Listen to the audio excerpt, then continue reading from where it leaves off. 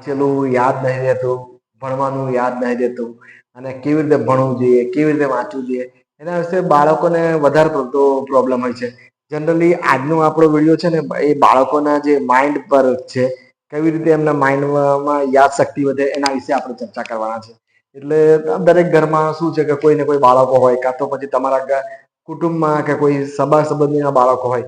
હવે એમાં એવું હોય છે કે જ્યારે બી કોઈ બાળક માં શું કંઈક ને કંઈક તો હોય જ એમનામાં આવડત હોય જ, છતાં બી જો વિદ્યાર્થી કાળ એવો છે કે એ ટાઈમમાં બહુ બીજી બધી આડી આવડી લાઈનોમાં જવા કરતા વિદ્યાભ્યાસને પહેલું મહત્વ આપવું જોઈએ.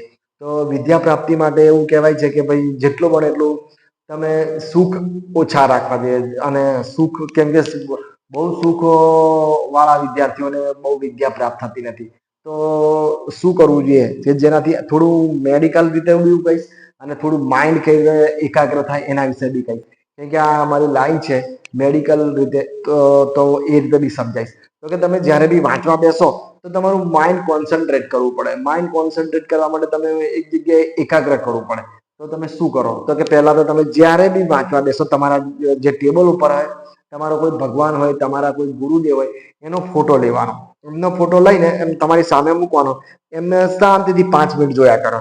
જોયા કરો એ એક ધારે જોવા કરો. પછી બીજું કશું કામ ના કરો, સંસાર આખો ભૂલી જાઓ, ફક્ત ફોટો જુઓ. ફોટો જોઈને પછી 5 મિનિટ જુઓ. 5 મિનિટ પછી તમે ફરી પાછા બંધ આંખો કરી દો, ધ્યાનથી જુઓ. 5 મિનિટ એ જે તમે જોયું છે એનું એ જ 5 મિનિટ મનની આંખોથી જુઓ, બંધ આંખોએ જુઓ.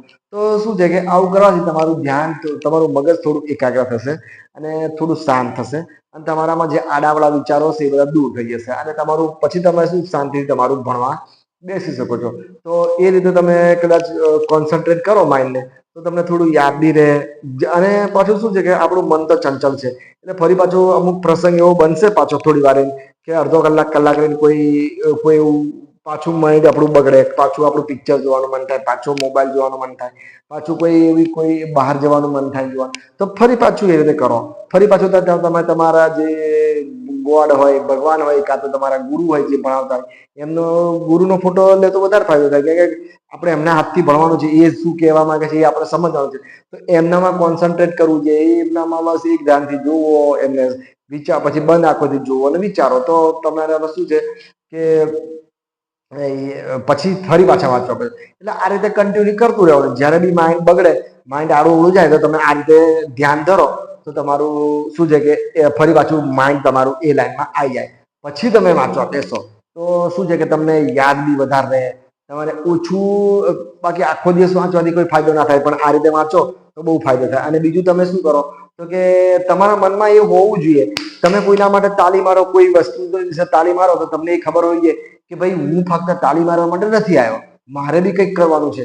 બીજું તમને એ પોઈન્ટ ખબર હોવું જોઈએ કે આપણા હાથમાં ફક્ત કર્મ કરવાના છે.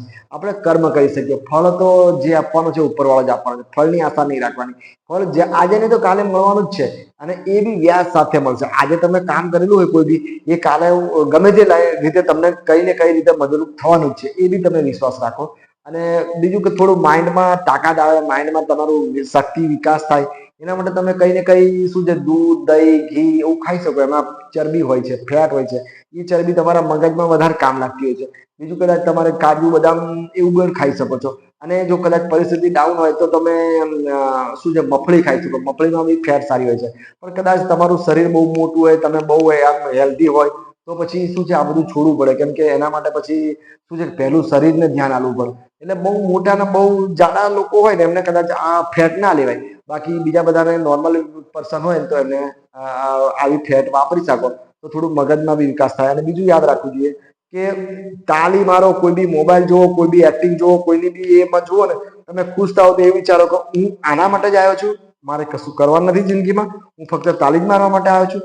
પછી બીજું એ યાદ રાખો કે મહેનત કરો. આજે નહીં તો કાલે કઈ મહેનત ફેલ જવા નથી. આજે નહીં તો કાલે સફળતા કઈ ને કઈ રીતે મળવાની જ છે. અને ફળની બહુ આશા નહીં રાખવાની. ફળ એટલે રિઝલ્ટની આશા નથી રાખો. બસ આટલું જ છે. ભણવા બેસો તો બસ ભણ્યા જ કરો અને આપણું કર્મ જ કરો બસ.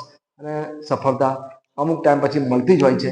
તમે મંડ્યા રહો તો આપણા સ્વામી વિવેકાનંદે પણ કીધું છે કે તમે ટ્રાય કર્યા જ કરો.